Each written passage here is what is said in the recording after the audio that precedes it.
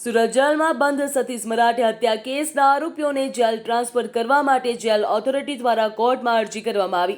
સતીશ મરાઠેની હત્યાનું કાવતરું જેલમાં જ ઘડાયું હોવાના આરોપના પગલે હત્યાના આરોપીઓ અને કાવતરું ઘડનાર કેદીઓને એક જ જેલમાં ન રાખવા તજવીજ હાથ ધરાઈ. રાહુલ મંડલ, સાગર કોળી સહિત ગેંગના કુલ 8 કેદીઓને સુરત બહારની અન્ય જેલમાં ખસેડવાની અરજી કરવામાં આવી છે.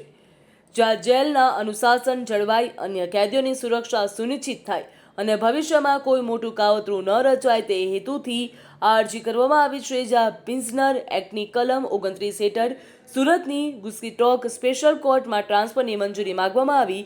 જજ રાહુલ ત્રિવેદી સમક્ષ થયેલી આ અરજી ઉપર 25મી તારીખે સુનાવણી હાથ ધરવામાં આવશે. સુરત મુકામે જે સતીશ મરાઠે એનું ખૂન થયું અને તપાસ દરમિયાન જે જેલમાં રહેલા આરોપી રાહુલ મંડલ અને એની ગેંગના સભ્યોને પણ સંડોવણી દેખાઈ આવી.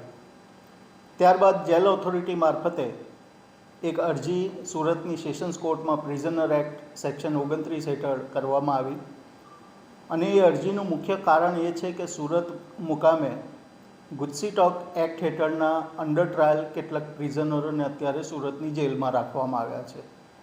એ ઉપરાંત સુરત બહારના પણ કેટલાક આરોપીઓ જે નામચીન આરોપીઓ છે તેને પણ જેલ ખાતે રાખવામાં આવ્યા છે.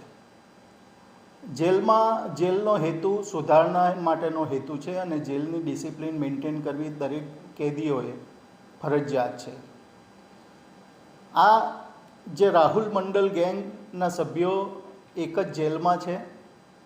વારે ઘડીએ એના સગાવાલા મળવા આવે છે અને ફર્ધર કોઈ જેલમાં બેસીને કોઈ મોટું કાવતરું ના કરે અને કોઈ મોટા ગુનાને અંજામ ના આપે. તે ઉપરાંત જેલનું ડિસિપ્લિન પણ મેન્ટેન રહે, બીજા કેદીઓની પણ સેફટી રહે.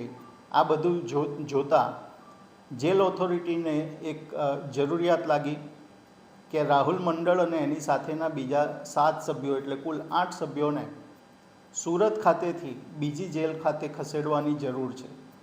એટલે કાયદા મુજબ સેક્શન 29 પ્રિઝનર એક્ટ સેક્શન 29 મુજબ સુરતની સેશન્સ કોર્ટમાં ગુસ્સીટોકની જે સ્પેશિયલ કોર્ટ છે, કારણ કે આ આરોપીઓ ગુસ્સીટોક એક્ટ હેઠળના આરોપીઓ છે, સ્પેશિયલ કોર્ટ શ્રી રાહુલ ત્રિવેદી સાહેબની કોર્ટ છે. એ કોર્ટમાં જેલ ટ્રાન્સફર કરવાની એક અરજી આપી અને કોર્ટ તરફથી મંજૂરી માંગવામાં આવી કે સાહેબ અમને આ કારણોસર જેલના કેદીઓને સુરતથી બીજી જેલમાં ખસેડવાને માટેની પરવાનગી આપવા. હવે આ કેસની સુનાવણી 25મી તારીખે રાખવામાં આવી છે.